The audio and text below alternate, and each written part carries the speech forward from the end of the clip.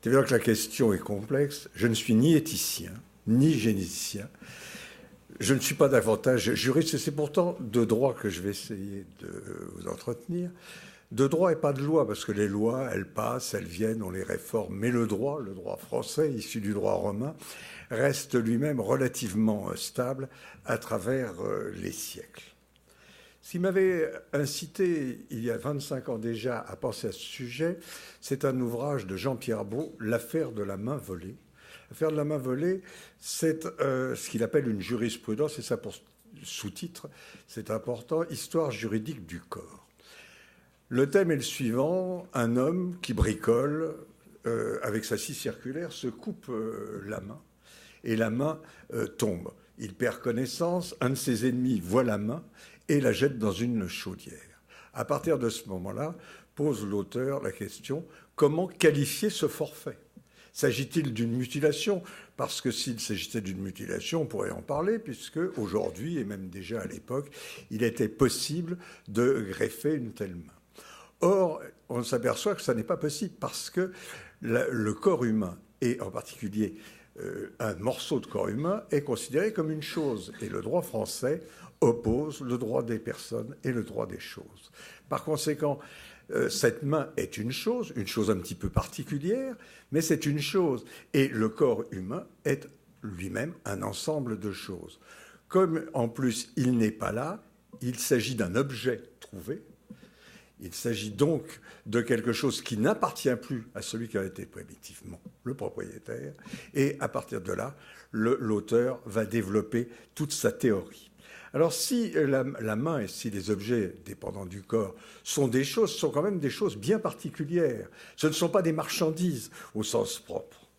Ce sont quand même des choses particulières dont on ne peut pas faire commerce. On ne peut pas faire commerce de quelque chose issu du vivant, on ne peut faire qu'un don d'organes, don du sang. Par contre, on peut faire commerce de quelque chose qui est un excrément du corps, le placenta, les urines, les cheveux. Donc il y a là quelque chose qui pose déjà un problème sur le plan du droit de la commercialisation ou non de cela.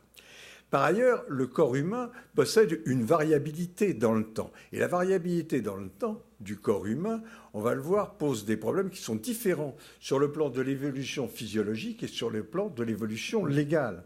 Aujourd'hui, on sait, par exemple, sur le plan physiologique, qu'il faut distinguer d'une part le fœtus qui arrive jusqu'à 8-9 semaines de l'embryon qui démarre au-delà.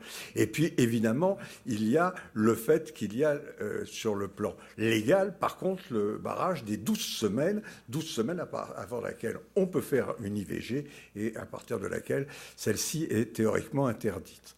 Ajoutons également que sur le plan légal, un accident qui entraîne la mort de l'enfant que porte la mère jusqu'à 6 mois n'est pas considéré comme un infanticide, parce qu'on estime sur le plan légal que c'est 6 mois la viabilité du fœtus, alors qu'on sait aujourd'hui qu'il existe des enfants qui naissent à 5 mois et demi et qui sont parfaitement viables. Alors, ajoutons que cette variabilité va poser des problèmes de plus en plus complexes, avec justement les progrès scientifiques dont on vous a parlé déjà ce matin. Je ne parle pas du fait qu'il y a déjà un droit différent à partir de la majorité et avant la majorité, les enfants n'ayant que des droits restreints, que l'on peut également perdre ces droits s'il y a besoin de tutelle. Mais il y a des droits déjà avant la naissance, puisqu'il s'agit alors là d'un corps virtuel. Il y a des droits après la naissance et après la mort également. Ceci étant, aujourd'hui, avec le fait qu'il y a des ovules et du sperme congelé, on va commencer à parler de droits avant même la conception sur le plan légal. Alors c'est interdit en France de s'en servir, mais ça existe par ailleurs. Ce qui a fait dire à Xavier Labbé cette phrase extraordinaire, « La personne peut naître avant son corps et mourir avant ou après son corps », du fait de ces progrès. Alors, il y a aussi le fait aujourd'hui qu'on va pouvoir parler de la sacralité. Alors certes, la sacralité du corps, elle existait déjà avec le cadavre. Le cadavre des saints existait et était déjà le profit de commerce. On sait les reliques des saints, comment elles ont été commercialisées. Mais aujourd'hui, le cadavre, c'est aussi quelque chose qui peut être quelque chose de thérapeutique avec le don d'organes qui va pouvoir se répandre. Donc il y a là une sacralité, alors comme on n'aime pas le mot sacralité, on parlera de la dignité de la personne humaine et de la dignité du corps humain, mais les mots sont en fait équivalents. Et cette sacralité du corps et du cadavre qui succède à la vie, s'étend même à la sépulture, on parle de profanation, donc de désacralisation des sépultures.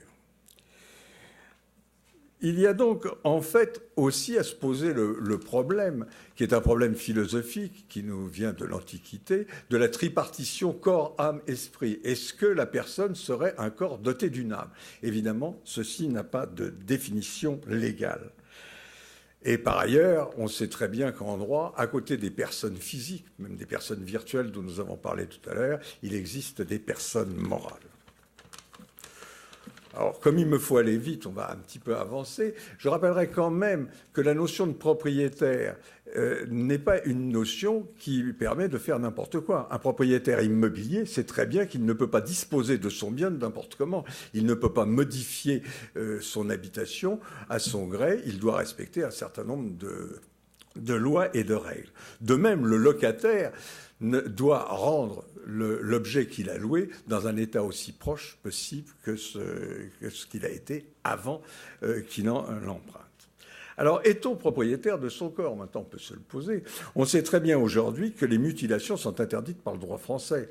On autorise la ligature des trompes volontiers parce qu'elle protège la santé de la mère, mais il n'est pas question de faire des ligatures des trompes ou de faire du transformisme sexuel sans aucune règle, parce que là, il peut y avoir un retournement de celui dont on a lié les déférents ou qui a été transformé d'homme en femme en disant « attention, vous m'avez mutilé et la situation n'est pas réparable ». Donc, il y a là des limites. Nous ne pouvons pas faire n'importe quoi de notre corps. Il n'est pas possible de dire « je vais m'amputer de tel membre parce que ça me gêne sur le plan esthétique et je serais mieux manchot ». De même, vous savez très bien que l'euthanasie, au nom de cela, est interdite, avec toutes les limites que l'on connaît actuellement, mais l'euthanasie active reste interdite. Et par ailleurs, même si on aide ou si on ne protège pas quelqu'un qui veut se suicider, on est passible de non-assistance à personne en danger. Alors, ceci m'amène à arriver à quelque chose qui est particulier, sur lequel vous reviendrez sûrement cet après-midi. Les commissions de bioéthique ont quand même une particularité spéciale, parce qu'elles concernent le vivant.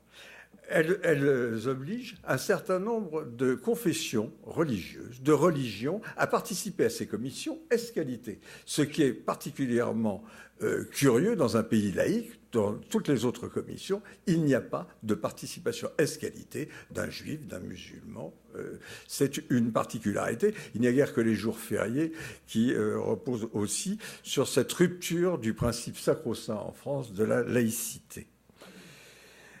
On se demande pourquoi, parce que d'autres problèmes de société pourraient requérir aussi l'intérêt d'un avis de musulmans ou de juifs. Je pense par exemple au mariage pour tous, qui a été adopté sans qu'on prenne l'opinion de gens qui sont quand même concernés par cette notion de mariage.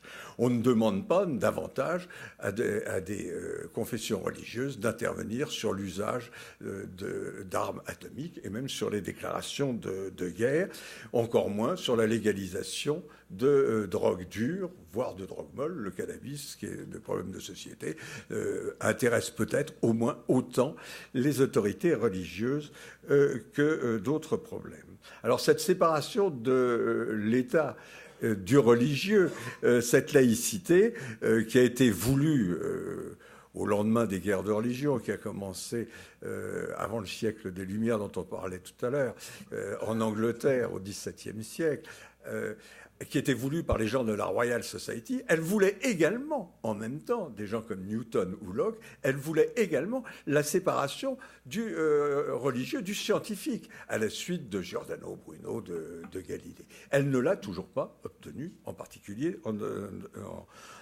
en particulier en matière de bioéthique.